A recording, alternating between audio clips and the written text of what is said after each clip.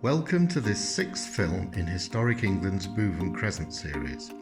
Our filming was completed prior to the first lockdown, but the intervening pandemic and continuing restrictions on attending matches now herald an uncertain future for football.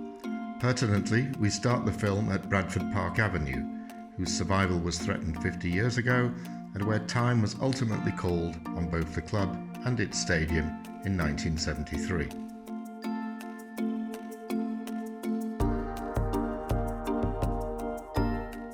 In this film, we are making a tour of the redeveloped sites of former football grounds. Many, as we shall see, have disappeared below housing estates, supermarkets and retail parks, often without a trace or a nod of recognition to their history and heritage. What can be learnt from these previous redevelopments? And what inspiration might we draw on to help shape the redevelopment of Bootham Crescent? We're starting our tour here in Bradford, at the old Park Avenue Stadium, home to Bradford Park Avenue between 1907 and 1973, when the club was disbanded and their ground was left to ruin. This was one of the first historic grounds to be abandoned, but it survived redevelopment because of a restrictive covenant which only permits the site to be used for sport or recreation. Part of the pitch is now occupied by state-of-the-art cricket nets, ensuring that sport continues to be played and enjoyed at Park Avenue. This plaque marks the centre spot of Christie Park, the former home of Morecambe. It honours the club's benefactor, fans and the few whose ashes forever remain here, under a Sainsbury's car park. Equally insensitively, ashes could lie under a Morrison's car park on the site of Walsall's Fellows Park, or under a B&Q car park on the site of Huddersfield Town's Leeds Road, under a Burger King on the site of Brighton and Hove Albion's Goldstone Ground, or under a car showroom on the site of Bolton Wanderers Burnden Park. The majority of former football grounds, however, tend to be redeveloped for housing, as will be the case for Bootham Crescent. So how successful and imaginative have these redevelopments been? The most successful respect the plan form of the original ground in some way. On the site of the Dell, Southampton's former home, the plan form is preserved in the housing estate, and the different apartment blocks bear the names of former players.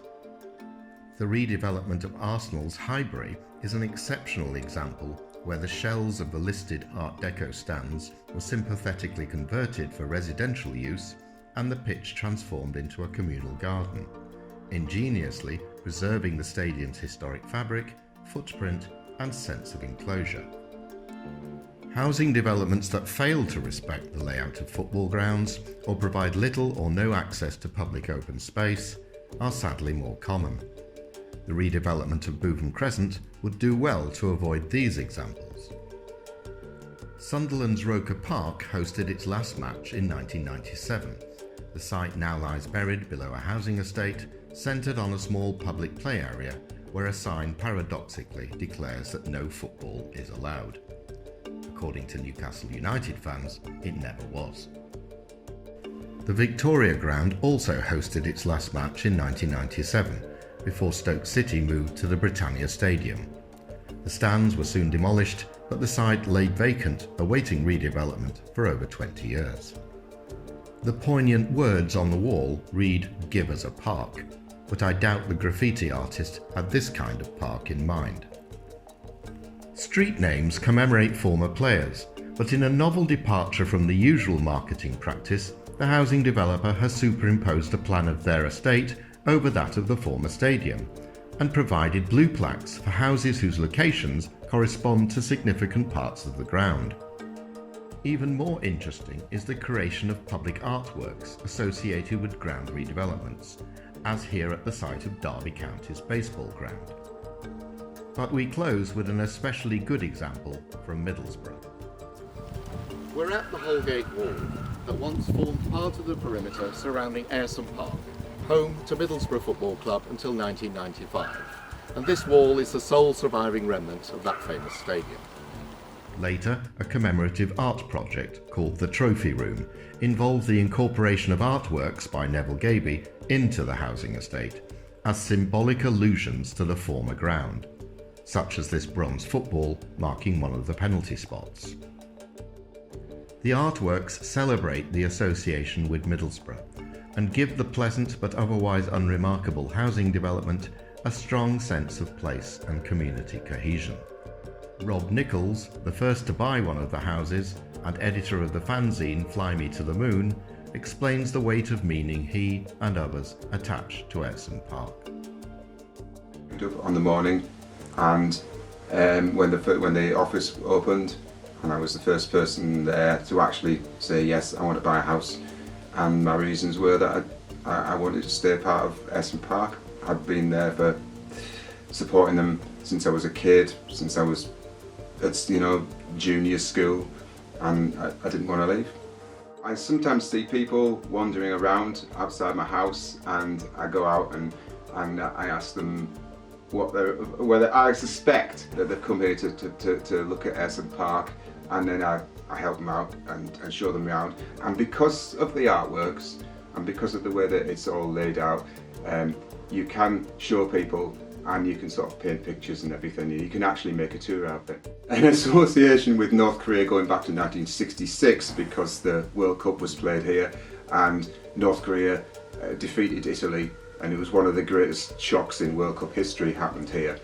And bizarrely enough, we kept contact up between Middlesbrough and North Korea, and they were really reinforced when a film crew went out to try and find what had happened to the North Korean team. And they found them, and they spoke to them, and they said, "Is there anything we could do for you?" And they said, "Yes, take us to Middlesbrough." So they came back in 2002, and we took them on a tour of Ayresome Park, and it was brilliant. They declared a cultural monument to North Korea, their only one outside of their country. So it has a special place. Ayresome Park has a special place in their hearts. And the example of Ayresome Park shows how football grounds are keenly valued as cherished places and repositories of memory, even long after the grounds themselves have gone. So, by involving people for whom Bootham Crescent holds great meaning, and with imagination, effort and investment, it ought to be achievable as well as beneficial to mark and celebrate the ground's distinctive sense of place when the site is redeveloped.